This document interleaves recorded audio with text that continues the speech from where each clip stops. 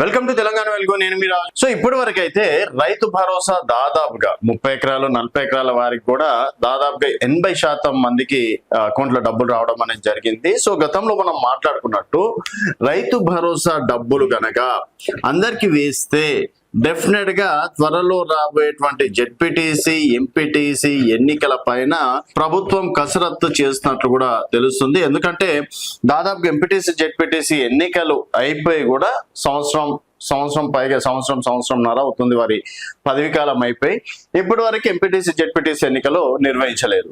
And గతంలో ఏం మాట్లాడారు, ఎంపీటీసీ జెడ్పీటీసీల వల్ల లాభం ఏం లేదు, కేవలం జెడ్పీ చైర్మన్లు కావచ్చు, తర్వాత ఎంపీపీలు తోటే పరిపాలన ఉంటది. అసలు ఎంపీటీసీ జెడ్పీటీసీ ఏంటంటే కార్యకర్తలకు ఒక పదవి ఉన్నట్టు ఉంటది, తర్వాత గ్రామ స్థాయిలో ఒక ప్రోటోకాల్ ఉంటది, దానికోసం ఎంపీటీసీ జెడ్పీటీసీ దానికి ఎన్నికల డబ్బులు కావచ్చు ప్రజాధనం వృధా చెయ్యాలా అన్నట్టు కూడా ఒక క్వశ్చన్ మార్క్ వేయడం అనేది జరిగింది. కాకపోతే ఇక్కడ ప్రతి ఒక్క పార్టీలకి ఏంటంటే ప్రతి ఒక్క కార్యకర్తకి న్యాయం చేయలేరు చాలా మంది. సో అట్లీస్ట్ ఎంపీటీసీ జెడ్పీటీసీ ఎన్నికలు నిర్వహించడం వల్ల దాదాపుగా వాళ్ళ కార్యకర్తలకు వాళ్ళు జెడ్పీటీసీ టికెట్లో ఎంపీటీసీ టికెట్లో ఇప్పించుకొని గెలిపించుకోవడం ద్వారా కార్యకర్తలకు కూడా ఒక రకంగా న్యాయం చేసిన వాళ్ళు అవుతారు. సో ఎంపీటీసీ జెడ్పీటీసీ వ్యవస్థ అనేది పోదు. ఇంకోటి కేంద్రం నుంచి కూడా ఇప్పటి వరకు జెడ్పీటీసీ కావచ్చు ఎంపీటీసీలకు వచ్చేటువంటి నిధులు కూడా కేంద్ర ప్రభుత్వం నుంచి వస్తాయి. సో కేంద్రం నుంచి వచ్చేటువంటి ఎంపీటీసీ జెడ్పీటీసీకి సంబంధించిన నిధులు కూడా ఆగిపోవడం తోటి త్వరలో ఎంపీటీసీ జెడ్పీటీసీ ఎన్నికలు నిర్వహించాలని భావిస్తున్నట్లు తెలుస్తుంది. మరి ఎప్పుడు జరగచ్చు అంటే మేబీ దసరా తర్వాత, ఎందుకంటే ఇప్పుడు మొత్తం సార్ పైననే ప్రతి ఒక్కరు కాన్సన్ట్రేషన్ చేస్తున్నారు. అండ్ ప్రతి ఒక్క కార్యకర్త ఓటు కాపాడుకోవాలి. కార్యకర్తలు సార్ దాంట్లో కావచ్చు ఫామ్ లో ఏమైనా తప్పులు చేస్తున్నారా లేదా అని ఇటు కాంగ్రెస్, బీజేపీ, బీఆర్ఎస్ 3 పార్టీలు కూడా అదే పని మీద ఉన్నాయి. ఎక్కడ మా కార్యకర్తలు ఓటు పోతుందో, ఎక్కడైనా అవకతవకలు జరుగుతున్నాయని చెప్పేసి 3 పార్టీలు నజరు పెట్టడం అనేది జరిగింది. సో దాదాపుగా దసరా తర్వాత ఎంపీటీసీ జెడ్పీటీసీ ఎన్నికలకు సంబంధించి ఒక వార్త వచ్చే అవకాశం ఉన్నట్లు కూడా తెలుస్తుంది.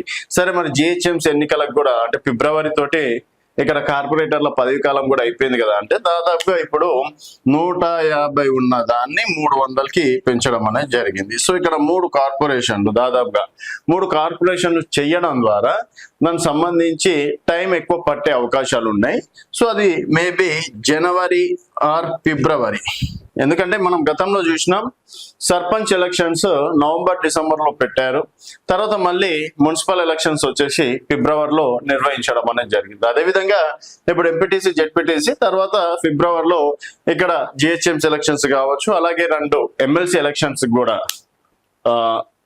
ఏది మన వరంగల్, ఖమ్మం, నల్గొండ, తీన్మార్ మల్లన్న గారు గెలిచారు కాబట్టి వారి పదవి కాలం కూడా త్వరలో కంప్లీట్ అవుతున్నటువంటి తరుణంలో మేబీ ఎమ్మెల్సీ ఎన్నికలతో పాటు నిర్వహించే జిహెచ్ఎంసీ ఎన్నికలు కూడా నిర్వహించవచ్చు. బట్ ఎంపీటీసీ జెడ్పీటీసీ ఎన్నికలు మాత్రం దసరా తర్వాత ఏదైనా శుభవార్త చెప్తే చెప్పాలి, అది కూడా డెఫినెట్ గా ప్రభుత్వం నిర్వహిస్తుంది. అంటే దీనికి లాజిక్ ఏంటంటే రైతు భరోసా డబ్బులు పూర్తి స్థాయిలో వేసినందున త్వరలో వచ్చే అవకాశాలు ఉన్నాయి, గ్రామ స్థాయిలో కూడా కసరత్తు చేస్తున్నారని చెప్పేసి కూడా తెలుస్తుంది. మరి ఎంపీటీసీ జెడ్పీటీసీ ఎన్నికలు నిర్వహిస్తారా లేదా అనేది మీ అభిప్రాయాల కింద కామెంట్ రూపంలో తెలియజేయండి. అసలు ఎంపీటీసీ జెడ్పీటీసీ ఎన్నికలు నిర్వహించాల్సిన అవసరం ఉందా లేదా, దానివల్ల ఎవరికైనా యూజ్ ఉందా, గ్రామంలో ఏమైనా యూజ్ ఉందా, లేకపోతే మళ్ళీ ఒకటి ఏమంటున్నారు సర్పంచ్లు వార్డు మెంబర్లు ఎంపీటీసీలకి ఓట్లు వేసి జెడ్పీటీసీ ఎన్నికలు నిర్వహిస్తారు, ప్రజలది అవసరం లేదన్నట్టు కూడా ఒక టాక్ వస్తుంది. ఇక్కడ ఏంది సర్పంచ్లు వార్డు మెంబర్లు ఒక పార్టీకి అంటే అధికారంలో ఏ పార్టీ ఉంటే ఆ పార్టీలకు ఎక్కువ